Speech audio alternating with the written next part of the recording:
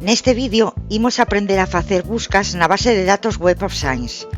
Para acceder, temos que ir á páxina principal da biblioteca, primeiro en atopar información e despois na súa ligazón. Se accedes dende fora da universidade, antes terás que autenticarte. Na páxina principal podemos seleccionar o idioma da interface poñéndoa, por exemplo, en castelán, pero tendo en conta que o idioma de indexación que utiliza a nosa base de datos é o inglés, así que este é o idioma que debemos empregar para facer as nosas consultas. Tamén temos a opción de iniciar sesión se xa temos conta ou rexistrarnos para crear unha que nos ofrecerá vantaxes como poder guardar as nosas buscas ou establecer alertas. Imos ver cun exemplo que nos ofrece esta base de datos. Na interface de busca temos dúas opcións: investigadores, que nos permite buscar perfis de autores, e documentos, que será que empreguemos neste caso.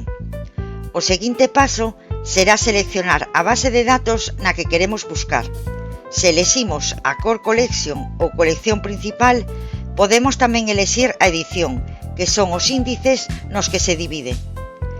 Imos procurar entón na colección principal e deixamos marcado todas as edicións. Debaixo contamos con estas tres pestanas que permiten facer tres tipos de busca.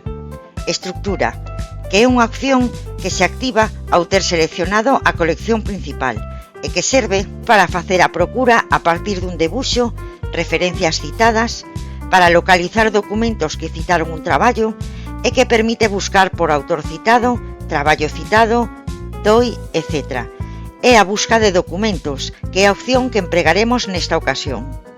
Podemos seleccionar o campo no que queremos facer a busca: título, títulos de publicación, autor ou tema, que busca no título, no resumo e nas palabras clave de autor. Escollemos tema. A continuación, introducimos os termos, por exemplo, Genetically Modified Food, entre comiñas, xa que queremos esas palabras exactas en esa mesma orde. Engadimos unha nova fila e escollemos o operador correspondente, neste caso AND. Marcamos o campo e introducimos os termos, por exemplo, Food Security or Food Safety. Tamén é posible establecer un intervalo de datas. Agora imos ver o máis destacado da páxina de resultados. Arriba de todo temos o número de resultados que obtivemos e tamén unha serie de palabras clave suxeridas polo algoritmo do sistema, que se poden engadir á nosa consulta ao facer clic sobre elas. Con "Puede que tamén le guste", accedemos a outros documentos relacionados que poden ser do noso interese. Se precisamos afinar máis os resultados, contamos cun buscador no que podemos introducir outros termos de procura ou outros campos para concretar a busca orixinal sen saír dos resultados.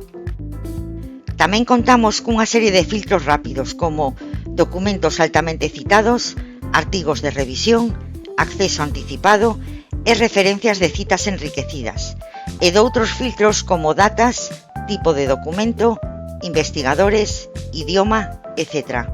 Os resultados, por defecto, se mostran ordenados por relevancia, pero podemos ordenalos por diferentes criterios como engadidos recentemente, máis citados, uso, etc. Debaixo de cada título temos información sobre os autores, os datos de publicación, un resumo do documento e as posibilidades de acceso ao texto completo. Se prememos na icona de Perseo, levarános ao buscador da biblioteca, dende onde poderemos ver as opcións de disponibilidade.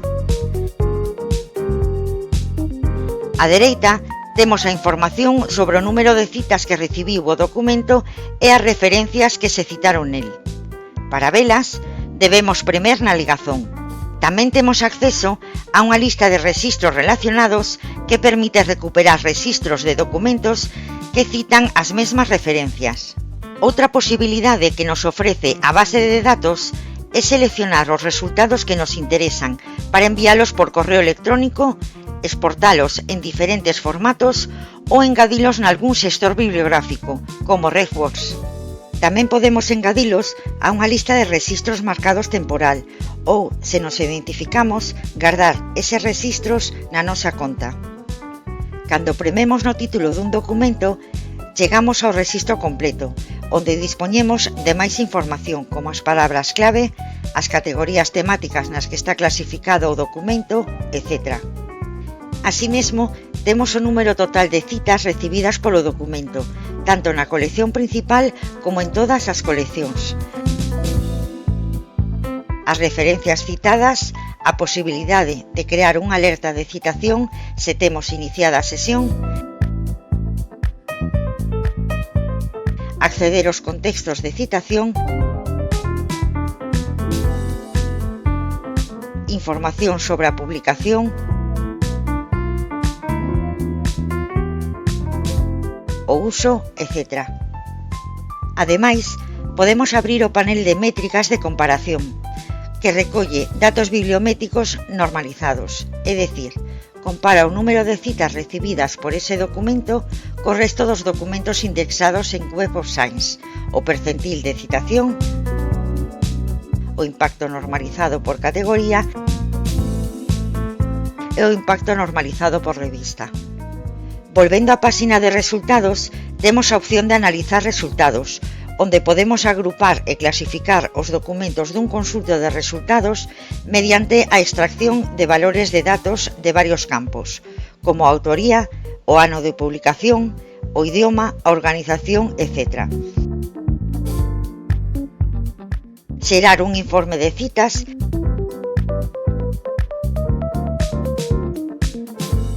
e crear alerta, co que se estamos identificados, podemos programar un aviso para que nos envíe unha mensaxe ao correo cando se incorporen á base de datos documentos que respondan á nosa busca.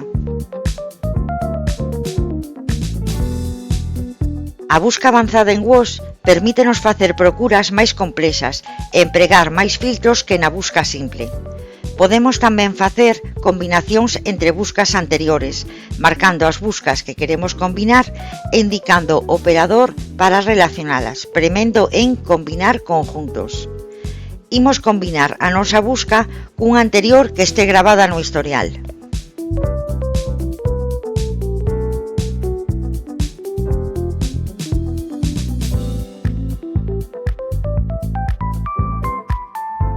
Así mesmo, podemos combinar esta con outra procura nova introducida na caixa de busca.